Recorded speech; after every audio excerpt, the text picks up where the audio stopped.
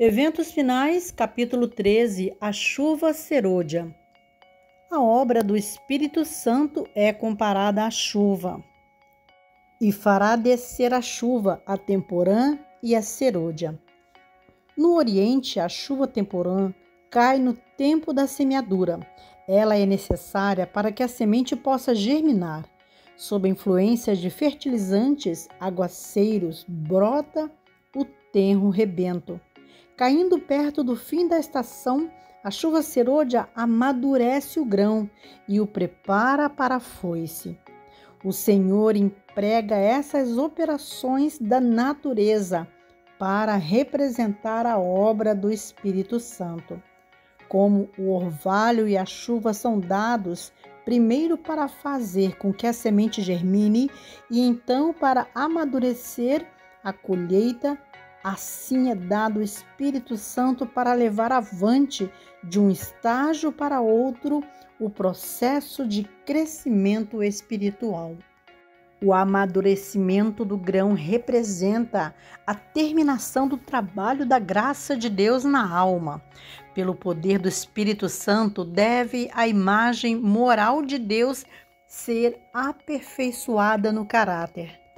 Devemos ser completamente transformados à semelhança de Cristo. A chuva serôdia, amadurecendo a seara da terra, representa a graça espiritual que prepara a igreja para a vinda do Filho do Homem. Mas, a menos que a chuva temporã haja caído, não haverá vida, a ramagem verde não brotará. Se a chuva temporã não fizer seu trabalho, a serôdia não desenvolverá a semente até a perfeição. A chuva temporã veio em 31 d.C. no Pentecostes. Em obediência à ordem de Cristo, esperaram em Jerusalém o cumprimento da promessa do Pai, o derramamento do Espírito. Não esperaram ociosos. Diz o registro que estavam sempre no templo, louvando e bendizendo a Deus. Ao esperarem os discípulos pelo cumprimento da promessa, humilharam o coração em verdadeiro arrependimento e confessaram sua incredulidade. Os discípulos oraram com intenso fervor para serem habilitados a se aproximar dos homens e, em seu trato diário, falar palavras que levassem os pecadores a Cristo. Pondo de parte todas as divergências, todo o desejo de supremacia, uniram-se em íntima comunhão cristã. Só depois de haverem os discípulos entrado em união perfeita, quando não mais contendiam pelas posições mais elevadas, foi o Espírito derramado. O derramamento do Espírito nos dias dos apóstolos foi o começo da primeira chuva ou temporã, e glorioso foi o resultado. Até o fim do tempo, a presença do Espírito deve ser encontrada com a verdadeira igreja. Consequências da chuva temporã no Pentecostes. Sob a influência do Espírito, palavras de penitência e confissão misturavam-se com cânticos de louvor por pecados perdoados. Milhares se converteram num dia. O Espírito Santo os capacitava a falar com fluência línguas com as quais não tinham nunca tomado contato. O Espírito Santo fez por eles o que não teriam podido fazer por si mesmos em toda uma existência. Seus corações estavam sobrecarregados com benevolência tão ampla, tão profunda, de tão vasto alcance, que foram impelidos a ir aos confins da terra, testificando do poder de Cristo. Qual foi o resultado do derramamento do Espírito no dia de Pentecostes? As boas novas de um Salvador ressuscitado foram levadas até as mais longínquas partes do mundo habitado. A igreja viu conversos vindo para ela de todas as direções. Extraviados converteram-se de novo. a ambição dos crentes era revelar a semelhança do caráter de Cristo, bem como trabalhar pelo desenvolvimento de seu reino. A promessa da chuva serôdia. O derramamento do Espírito no dia dos apóstolos foi a chuva temporã e glorioso foi o resultado. A chuva serôdia será mais abundante, porém. Ao avizinhar-se o fim da ceifa da terra, uma especial concessão de graça espiritual é prometida a fim de preparar a igreja para a vinda do Filho do Homem. Esse derramamento do Espírito é comparado com a queda da chuva serôdia. Antes de os juízos finais de Deus caírem sobre a terra, haverá entre o povo do Senhor tal avivamento da primitiva piedade como não fora testemunhado desde os tempos apostólicos. O Espírito e o poder de Deus serão derramados sobre seus filhos. Esta obra será semelhante à do dia de Pentecostes. Assim como a chuva temporã foi dada no derramamento do Espírito Santo no início do Evangelho para efetuar a germinação da preciosa semente, a chuva serôdia será dada em seu final para o amadurecimento da seara. A chuva serôdia produzirá o alto clamor. Nesse tempo, a chuva serôdia ou o refrigério pela presença do Senhor virá para dar poder à grande voz do terceiro anjo e preparar os santos para estarem de pé no período em que as 7 últimas pragas serão derramadas. Ouvi os que estavam revestidos da armadura falar sobre a verdade com grande poder. Isto produzia efeito. Perguntei o que havia operado esta grande mudança. Um anjo respondeu: foi a chuva serôdia, o refrigério pela presença do Senhor, o alto clamor do terceiro anjo. A chuva temporã produz conversão. A chuva serôdia desenvolve um caráter semelhante ao de Cristo. Em nenhum ponto de nossa experiência podemos nós dispensar a assistência daquilo que nos habilita a fazer justamente o começo. As bênçãos recebidas sob a chuva temporã são-nos necessárias até o fim. Ao irmos ao Senhor em busca do Espírito Santo, este operará em nós mansidão e humildade, bem como consciente confiança de que Deus nos concederá a aperfeiçoadora chuva serôdia. O Espírito Santo procura habitar em cada alma. Caso seja ele bem-vindo como hóspede honrado, os que o receberem se tornarão completos em Cristo. A boa obra começada será terminada.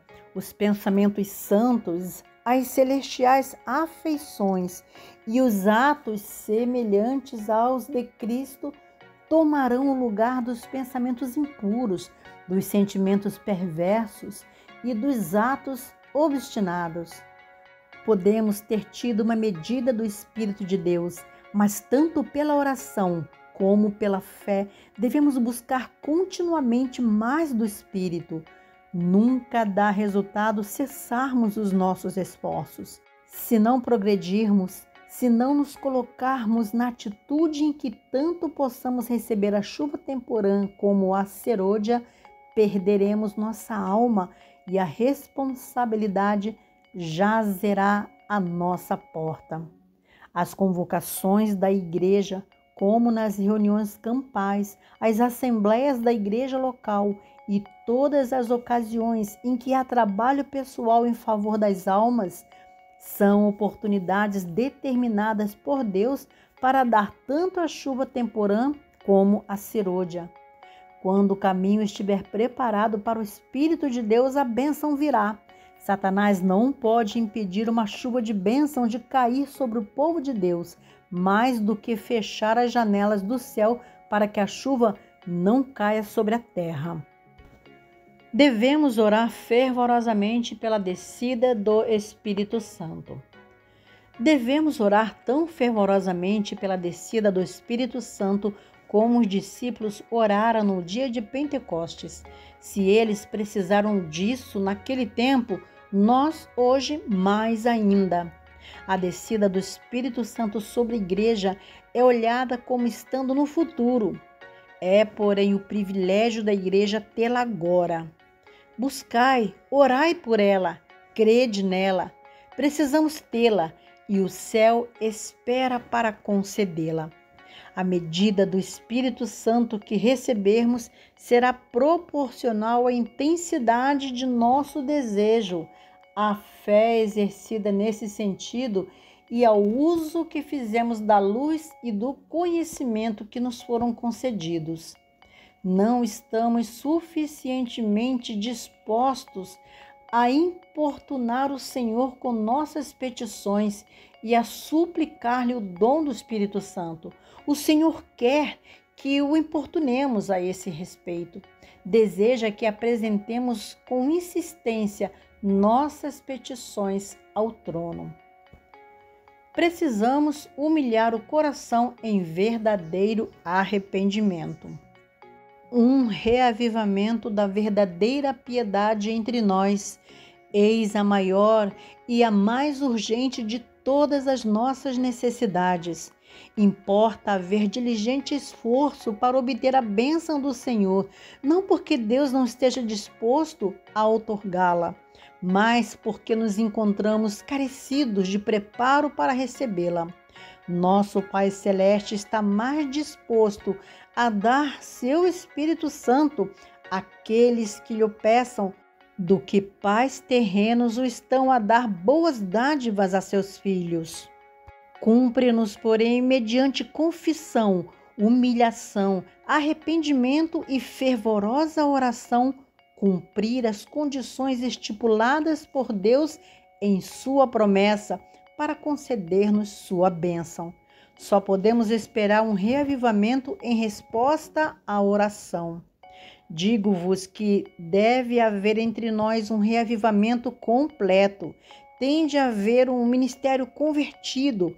Precisa haver confissões, arrependimento e conversões. Muitos que estão pregando a palavra necessitam da graça transformadora de Cristo no coração. Não devem permitir que coisa alguma os impeça de fazerem uma obra cabal, esmerada, antes que seja para sempre demasiado tarde. A reforma deve acompanhar o reavivamento. Precisa haver um reavivamento e uma reforma sob a ministração do Espírito Santo.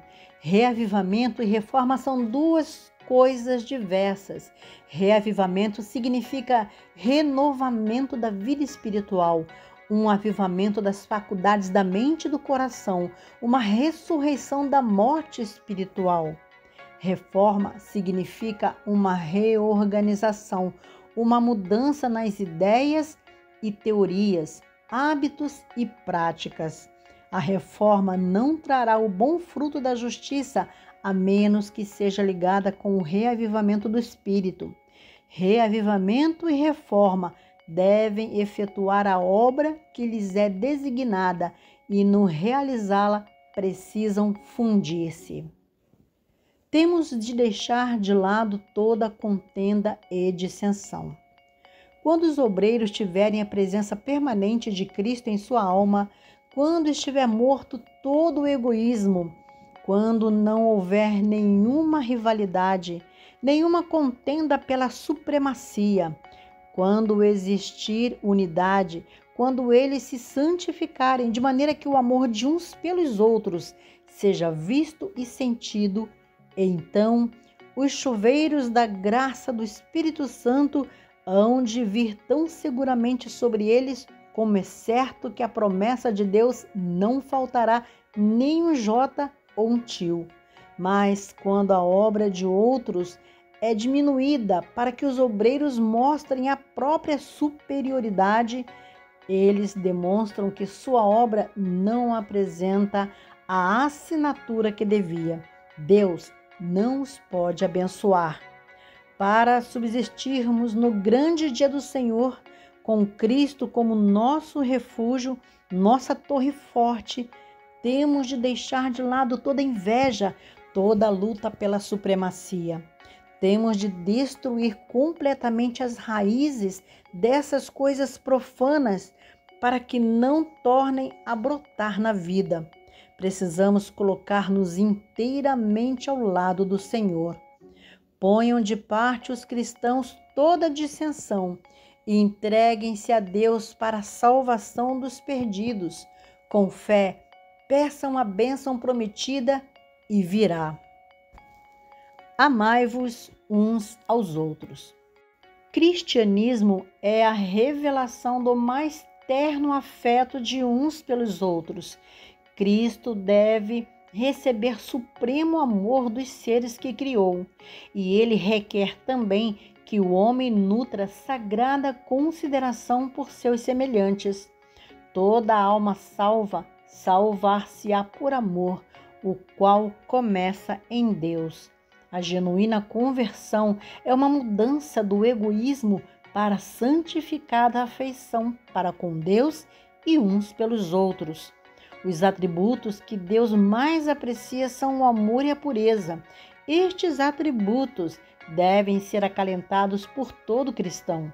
O mais forte argumento em favor do Evangelho é um cristão que sabe amar e é amável. É necessário haver entrega total. Deus não aceitará nada menos do que entrega incondicional. Cristãos indiferentes e corruptos não poderão entrar no céu. Eles não encontrariam felicidade ali, pois nada sabem dos elevados e santos princípios que governam os membros da família real.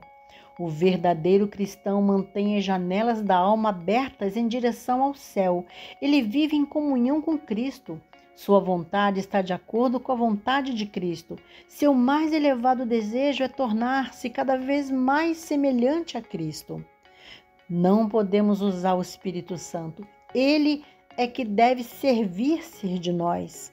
Mediante o Espírito, opera Deus em seu povo, tanto o querer como o efetuar, segundo a sua boa vontade. Mas muitos não se submeterão a isto, querem se dirigir a si mesmos. É por isso que não recebem o celeste dom. Unicamente aos que esperam humildemente em Deus, que estão atentos à sua guia e graça, é concedido o Espírito. Desimpedir o caminho para a chuva serôdia. Vi que ninguém poderia participar do refrigério a menos que obtivesse a vitória a toda tentação, orgulho, egoísmo, amor ao mundo e sobre toda má palavra e ação. Deveríamos, portanto, estar nos aproximando mais e mais do Senhor e achar-nos fervorosamente à procura daquela preparação necessária para nos habilitar a estar em pé na batalha do dia do Senhor. Cumpre-nos remediar os defeitos de caráter, purificar de toda contaminação o templo da alma. Então a chuva serôdia cairá sobre nós, como caiu a temporã sobre os discípulos no dia de Pentecostes. Não há coisa alguma que Satanás tema tanto como que o povo de Deus desempeça o caminho mediante a remoção de todo impedimento, de modo que o Senhor possa derramar seu Espírito sobre uma laguescente igreja. Toda tentação, toda influência contrária, seja ela franca ou oculta, será resistida com êxito, não por força, nem por violência, mas pelo meu Espírito, diz o Senhor dos Exércitos. A chuva serôdia virá e a bênção de Deus encherá toda a alma que estiver purificada de toda contaminação. É nossa obra hoje entregar nossa alma a Cristo para estarmos preparados para o tempo de refrigério pela presença do Senhor, preparados para o batismo do Espírito Santo. ser trabalhadores diligentes no serviço de Cristo. Quando as igrejas se tornarem igrejas vivas e atuantes, o Espírito Santo será concedido em resposta ao seu sincero pedido. Então as janelas do céu se abrirão para os aguaceiros da chuva serôdia. O grande derramamento do Espírito de Deus, o qual ilumina a terra toda com sua glória, não há de ter lugar enquanto não tivermos um povo esclarecido, que conheça por experiência o que seja ser cooperador de Deus. Quando tivermos uma consagração completa de todo o coração ao serviço de Cristo, Deus reconhecerá esse fato mediante um derramamento sem medida de seu Espírito. Mas isso não acontecerá enquanto a maior parte dos membros da igreja não forem cooperadores de Deus. Quando a ignomínia da indolência e preguiça tiver sido afastada da igreja, o Espírito do Senhor se manifestará graciosamente, revelar-se-á o poder divino. A igreja verá a providencial operação do Senhor dos Exércitos. Manter o vaso limpo e com o lado certo para cima. Não precisamos nos preocupar com a chuva serôdia. Tudo quanto temos que fazer é manter o vaso limpo e com o lado certo para cima e estar preparados para receber a chuva celestial, orando continuamente. Que a chuva serôdia caia em meu vaso, que a luz do glorioso anjo que se une ao terceiro anjo resplandeça sobre mim. Dá-me uma parte na obra, que eu soe a proclamação, que eu seja um colaborador de Cristo. Assim, buscando a Deus, permiti-me contar-vos. Ele vos está preparando todo o tempo, concedendo-vos sua graça. A resposta poderá vir com inesperada rapidez e irresistível poder, ou poderá ser adiada por dias e semanas, e nossa fé passar por uma provação. Mas Deus sabe como e quando responder a nossa oração. Nossa parte da obra é pôr-nos em conexão com um conduto divino. Deus é responsável por sua parte da obra. Quem fez a promessa é fiel. A grande e importante questão para nós é ser unidos e do mesmo parecer, pondo de lado toda inveja e malícia, e como suplicantes humildes, vigiar e esperar. Jesus, nosso representante e cabeça, está disposto a fazer para nós o que fez para os que oravam e vigiavam no dia de Pentecostes. Não tenho nenhum tempo específico de que falar, no qual tenha lugar o derramamento do Espírito Santo, quando o poderoso anjo descer do céu e se unir com o terceiro anjo na conclusão da obra para este mundo. Minha mensagem é que nossa única segurança é estarmos prontos para o refrigério celeste, tendo nossas lâmpadas preparadas e ardendo. Nem todos receberão a chuva serôdia. Foi-me mostrado que se o povo de Deus não fizer esforços de sua parte, mas esperar apenas que sobre eles venha um refrigério para deles remover os defeitos e corrigir os erros, se nisto confiarem para serem purificados da imundícia da carne e do espírito e preparados para tomar parte no alto clamor do terceiro anjo, serão achados em falta. Temos esperança de ver toda a igreja reavivada? Tal tempo nunca há de vir. Há na igreja pessoas não convertidas e que não se unirão em fervorosa, prevalecente oração. Precisamos entrar na obra individualmente. Precisamos orar mais e falar menos. Podemos estar certos de que quando o Espírito Santo for derramado, os que não receberam nem apreciaram a chuva temporã não verão nem compreenderão o valor da chuva serôdia. Só os que estiverem vivendo de acordo com a luz que têm recebido poderão receber maior luz, a não ser que nos estejamos desenvolvendo diariamente na exemplificação das ativas virtudes cristãs, não reconheceremos as manifestações do Espírito Santo na chuva serôdia. Pode ser que ela esteja sendo derramada nos corações ao nosso redor, mas nós não a discerniremos nem a receberemos. Aqueles que não fazem esforços decididos, mas esperam simplesmente que o Espírito Santo os force à ação, perecerão em trevas.